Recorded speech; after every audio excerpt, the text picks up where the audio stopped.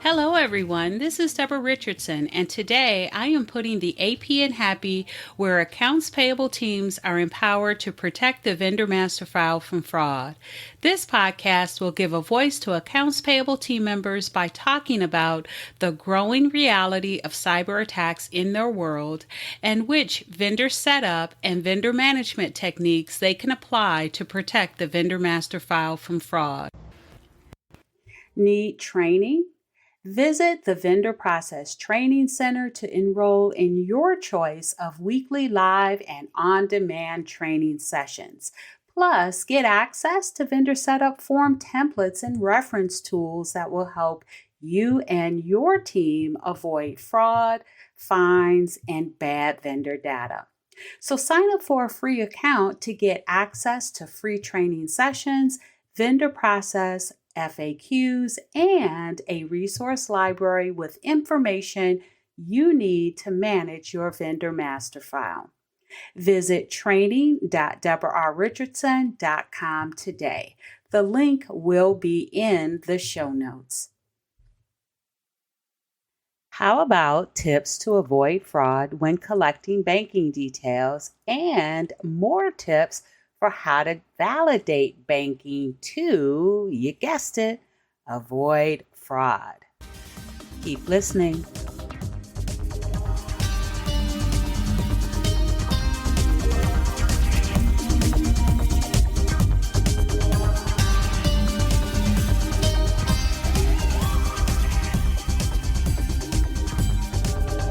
Welcome to episode 307.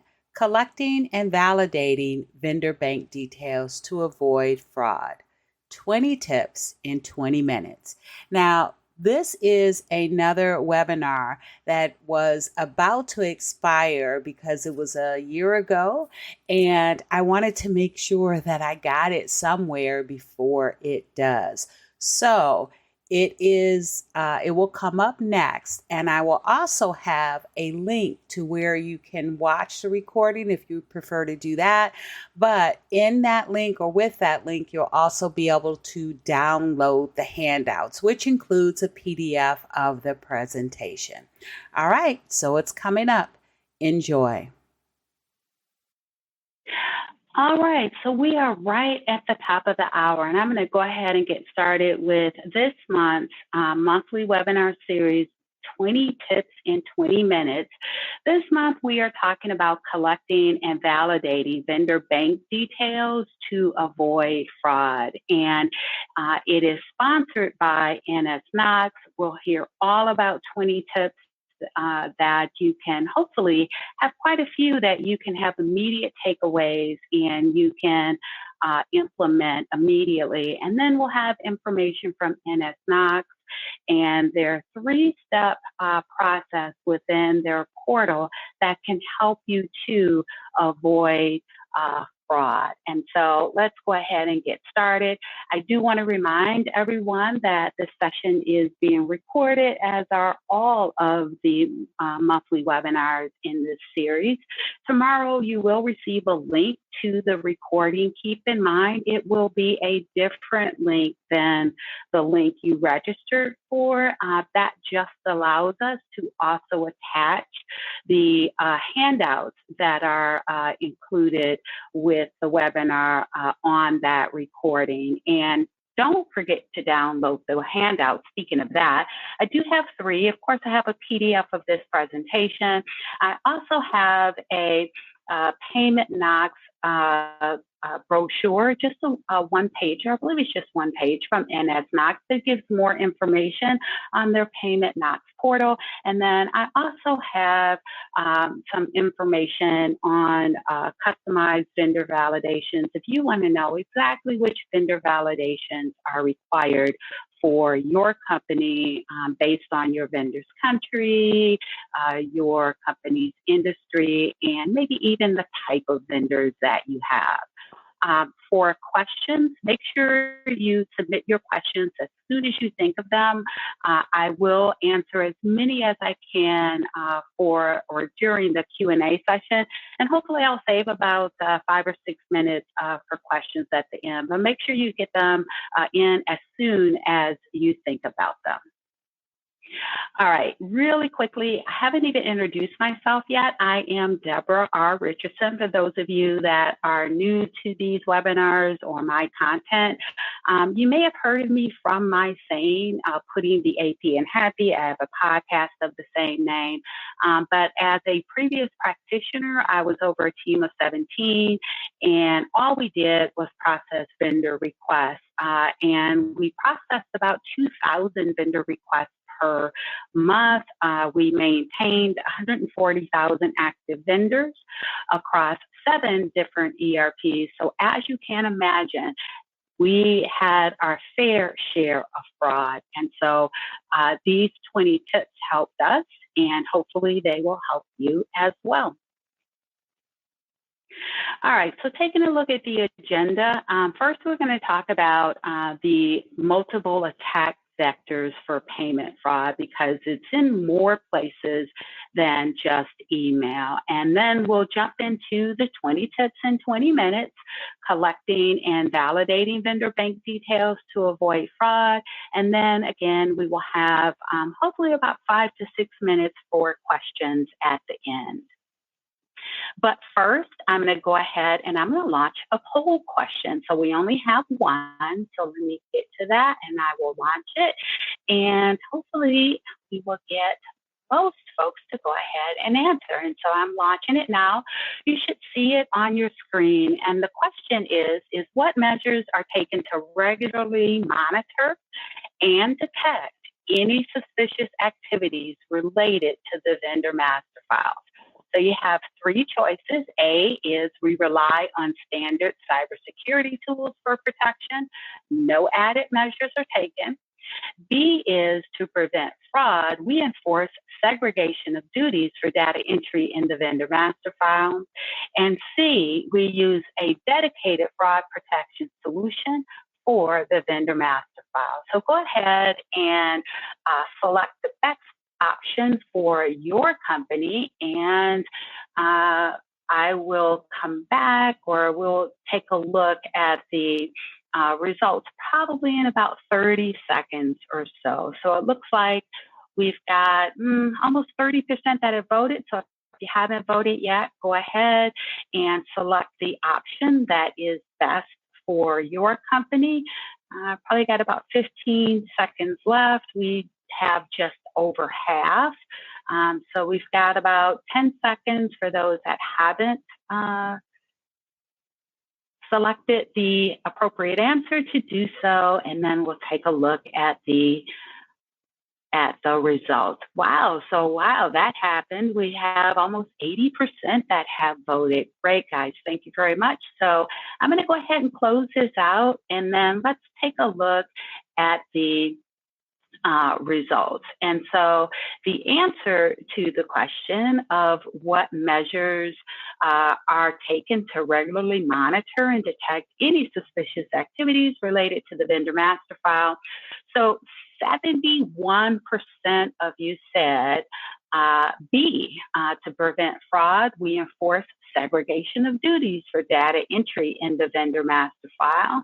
And then the second highest at 18% is we use a dedicated fraud protection solution for the vendor master file. And then coming in last place at 11%, we rely on standard cybersecurity tools for protection. No additional measures are taken. All right, so we had a clear winner there. It is B, with segregation of duties. So I'm going to go ahead and hide that. And let's just talk about now what those multiple attack vectors are. And so there are multiple areas of attack throughout the funds transfer journey. So one, right, we know in email from external fraudsters trying to get you to change banking when you collect vendor banking, and not just change banking, but also add banking as part of your vendor setup, because synthetic fraud that used to really be regulated to individuals is now moving to vendors. So fraudsters are creating fake vendor identities and bank accounts. Now, the next two attack vectors are when the vendor banking is at rest in your accounting system or ERP. So it's just sitting there. And you can have an attack from internal fraudsters. And we don't always hear a lot about this, but 50% of economic fraud or economic crime is committed by internal fraudsters. Now, the second way is for external fraudsters, with them hacking into your ERP and changing vendor banking. So with that, let's talk about the 20 tips that you can put into place to collect and validate vendor banking to avoid fraud. So let's go. So the first one is use secure email. So you can use regular email for instructions. You can use it for responses to questions, but when it comes to collecting vendor banking, let the vendor know that they will receive a request via a secure email platform to submit their banking information. And the way that secure email works is it sends an email to that email address that you entered, and the vendor must sign in using that same email address and create a password. Now, once they log in, they will see the email and they can respond by submitting their banking information securely. Now, depending on the provider, you may be able to even embed the banking details field so they can just key it into the fields within the email instead of collecting a separate form. And the beauty of secure email is that the more obstacles that you put in place for fraudsters, the more they'll just give up and go on to the next potential victim that is not asking for these additional steps. And we'll see more of that coming up in the 20 tips. All right, the second one is authenticate the requester. So this means that before you accept the vendor's banking details, you need to verify who is submitting it. And you do that by asking 2 to 3 identifying questions. Now, this is the same way that when you call your bank, right? They don't just start talking to you about whatever you call to talk to them about. They will ask you 2 to 3 questions to make sure that you are who you say you are. And you need to do the same thing with your vendors.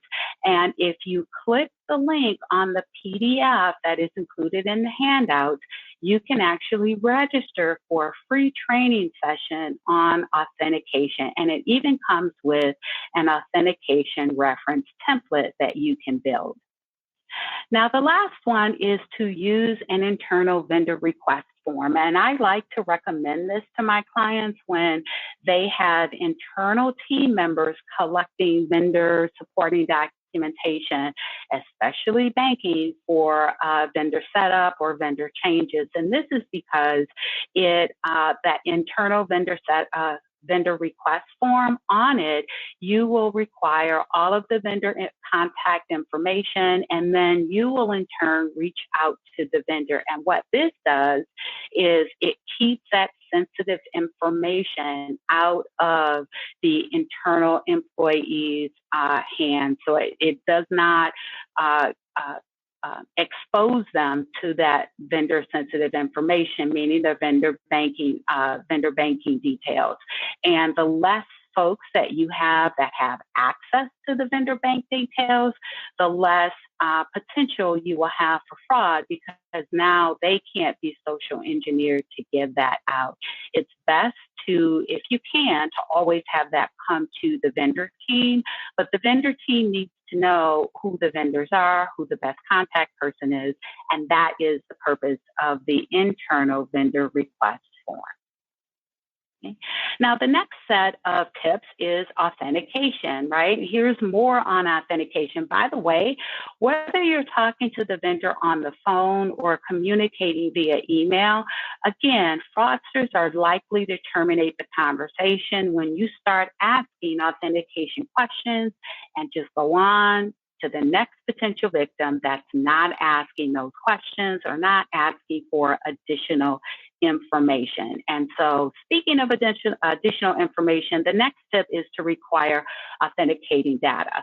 So, you can require authenticating data such as a tax ID, remit address, internal employee that they have a relationship with. This is really important when you have a new vendor ad. But this way, if there are any issues with the request, now you have an employee that you can go back to, but you also have additional information that you can use to combine with other information collected, or if it's an existing vendor, with information that is already on the vendor master file. And this includes banking. So if they are submitting a change for a change of their existing banking, you need to request the banking, not just the new banking, but the existing banking that's already on their vendor master file.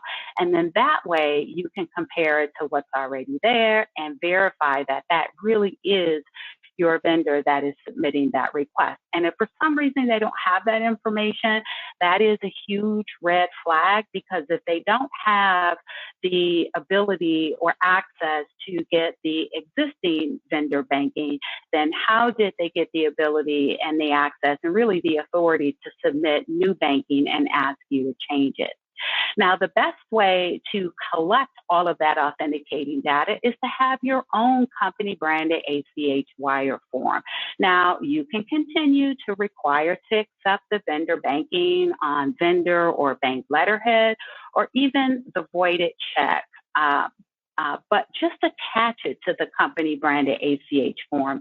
And I say that because all of those documents that are coming from the vendor can be forged. So you can still ask for them, just have them attached into that company branded ACH wire form that you are going to have them complete.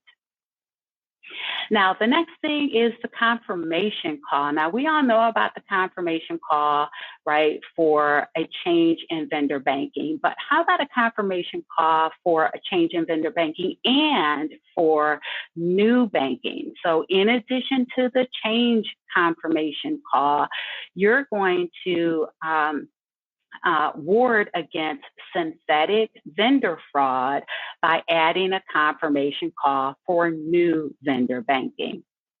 And to help with making those calls and tracking them, use one, a confirmation call script, and two, a confirmation log. Now, create a script for the confirmation phone call so you can make sure that all team members are saying the same thing. Have them identify who they are, have them include the team member that the vendor has a relationship with, just to make that vendor feel a little bit more comfortable, because remember, they may not know who you are. And then also include the confirmation of the last 4 digits of the existing vendor banking if they're changing banking. So ask for the last 4 digits of the existing banking just to make sure you are speaking with the right person, and then confirm the last 4 digits of the new banking. Now, create a confirmation log so you can track attempts, because we all know that vendors may not pick up the first time. And so you can log the person contacted, the phone number or the email, date and time, and then also what happened. This way, if team members are out, other team members can pick up where they left off, and management has a report to track outstanding requests. Now, let's talk about validations, and we're going to start with bank branch details. And as I click through these, keep in mind that each of these links are clickable on the PDF. And I do want to emphasize here that you do need to verify the bank branch details, because banks merge and they get acquired all the time. And vendors don't always notify you when that happens. And sometimes, or most times, it's because that when banks merge or get acquired, they typically will change routing numbers or BIC numbers for non-U.S. vendors, non-U.S. financial institutions, but they rarely change your bank account number. So the vendors may not tell you, but you will notice, because when you send, for example, in the U.S., you send that old routing number in the pay file, you'll get a notice of change back from your bank, and you have to update that information, or you risk a NACHA violation, and eventually the payments will fail and you have to clean that up. So let's talk about validating bank branch details. And I've kind of got these backwards, so let me just go ahead and reveal them all. So the first one is the Fed Reserve, and here you can validate that the routing number is correct, and you can also validate that the routing number can be used for either an ACH or wire, because some banks have separate routing numbers depending on the type of electronic payment. Now, the second one is for Canadian banks, right? The routing numbers, there is a separate place you can go to validate those. These are actually PDFs that you can download, and I think they update these, if I'm not mistaken, on a weekly basis. Now, if you have a vendor that is outside of the U.S., that is outside of Canada, that is not an IBAN country, then you want to go ahead and validate the business identifier code, or BIC, on the SWIFT network. Also on the SWIFT network, for those countries that have an IBAN, you can validate the format of that IBAN. And I recommend that you do that, because each country can have a different format for that IBAN, and your vendor can fat finger that, right, on when you collect that information. And so you do want to make sure you're validating that IBAN, because those numbers, I think the longest one I've seen is like 30 digits long. So you want to make sure you're validating the format of the IBAN. And then lastly, you want to validate, and this is not necessarily the bank branch details, but for those of you in the U.S., the OFAC has a CAPTCHA list that your foreign financial institutions should not be on. And we all know that U.S. entities and individuals are required, or better, prohibited from paying vendors and foreign financial institutions that are on these their consolidated lists as part of the OFAC watch list, and CAPTCHA list is one of them. So if you have a foreign financial institution, make sure you run that legal name on OFAC to make sure that it doesn't show up on the CAPTCHA list. Now, the next one is validating bank account ownership. And so let's take a look at the first one, and that is with a pre-note. Now, some of you may be doing pre-notes, but the issue here is that you can send the vendor's name, the routing number, and the bank account number, and you could get a successful pre-note. But it only tells you that the payment will be successful, right? So the routing number and the bank account number are valid, it will be successful. But not all of the banks will check that the vendor's legal name, that vendor's legal name that you send in the pay file or in the pre-note file, that it actually matched their bank account that they are checking it against. Some check, some don't, but neither tell you. So you don't know, you never know if that successful pre-note means that the bank account actually belongs to your vendor. Now, some of you may be doing micro deposits or penny tests, as you may call it. And so a successful payment there, right, can be great, because it again means that you will have a successful payment, but it can still be wired to a fraudulent fraudster's account, especially in the scenario of that synthetic fraud. So the best process is to make sure that you are validating that it is that account is owned by your vendor. And this is where, and as Knox comes in, right? Now they also send a micro deposit, but the difference is that they get know your customer or KYC information back to confirm that it is your vendor's account. It's not a synthetic account, that it matches your vendor's legal name. And they can do this for any account in the world. Now, let's talk about the vendor master file. So again, I talked about it earlier, your vulnerability to fraud doesn't stop once the information gets into your vendor master file, because internal fraudsters can change vendor banking to their own, and hackers, fraudsters, right, can get into your ERP and change vendor banking. So here are 3 tips to avoid that. And the first tip is to revalidate vendor banking during vendor master file cleanups. And so I do recommend that everyone does a vendor master file cleanup. And when you do that, make sure that you are revalidating the banking information. And this helps to catch bank branch routing or big number changes from banks that have merged or been acquired, because again, vendors don't always tell you that. And then next, also make sure you clean up your bank branch table. Now, maybe you have a system like SAP that has a separate bank branch table where the correct branch information can be selected for the vendor record. But the problem is that it can also contain inaccurate information. So you want to make sure that that table is regularly cleaned so that invalid banking is not selected.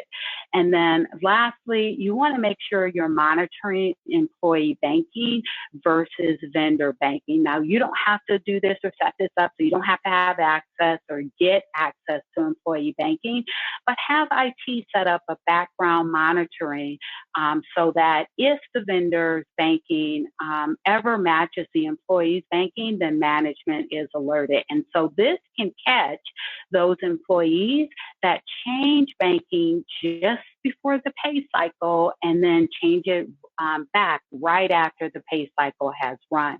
It will still catch it. And then the last 2 of the tips have to do with the payment cycle. So you want to block invalid banking at the payment cycle. Now, some of your systems can do this for bank branch details that are invalid, again, because banks merge and are acquired. But using a system like NSKnox's Payment Knox, when you upload the pay file into that portal, you revalidate not only the bank branch details, but also that bank account ownership has not changed before the pay file goes out to the bank. And that protects your company against external fraud and also against internal fraud if your company is not monitoring employee banking against vendor banking. Now, stakeholders can also be alerted when there is a change. Current data can be compared with previous data, previous versions of that data, and identifying any changes. And then that new data is validated, and there are reports that are sent again to the stakeholders, highlighting the uncovered discrepancies. Wow, so that was a lot. So let's now talk about just really quickly Payment Knox for AP. We kind of went over that, but here is what NSKnox can offers that can help you to avoid both internal and external fraud. Again, for bank accounts located anywhere in the world. And you can do this either through their Payment Knox portal for AP, where no integration is needed. So you can really use it as a standalone, or you can use Payment Knox Connect, which is native within SAP. And that means that you can now get protection at 3 levels, right? The 3 levels we talked about earlier. So you can catch fraud when you validate banking before adding or changing vendor details to your accounting system or ERP. It will also continuously monitor while vendor banking is at rest in your vendor master file, protecting against internal fraudsters who have access to vendor banking, and also protecting against external fraudsters hacking into your ERP to change your vendor's banking.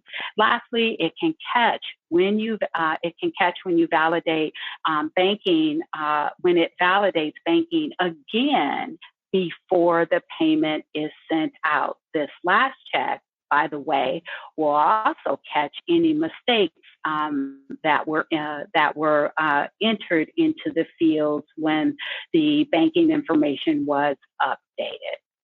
So if you're interested and you want more information on payment Knox for AP, you can reach out to NS Knox via their email address or via their phone. And if you want more tips and also more information from NS Knox, we actually had an earlier 20 tips in 20 minutes monthly seminar back in May where I talked about managing your inbox when collecting vendor supporting documentation by email. So again, when you download the PDF, that link is clickable and you can watch that on demand for more tips and more information from NS Knox.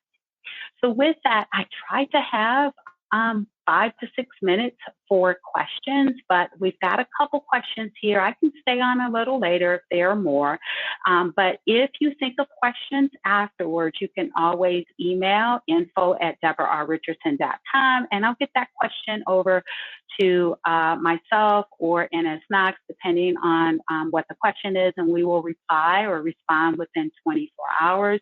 And just a quick reminder that this session is being recorded, and tomorrow you will receive a link with an email with the recording link, rather, that you can use to rewatch the recording, to download the handouts, or just forward it to any other colleagues that you think could benefit for this information. All right, so let me go ahead and take a look and see if there are any questions. Let's bring this out. All right, so we did answer the question about whether or not this session will be recorded. And so I did have a question that's related to the NS Knox Payment Knox portal. I will get that over to NS Knox so that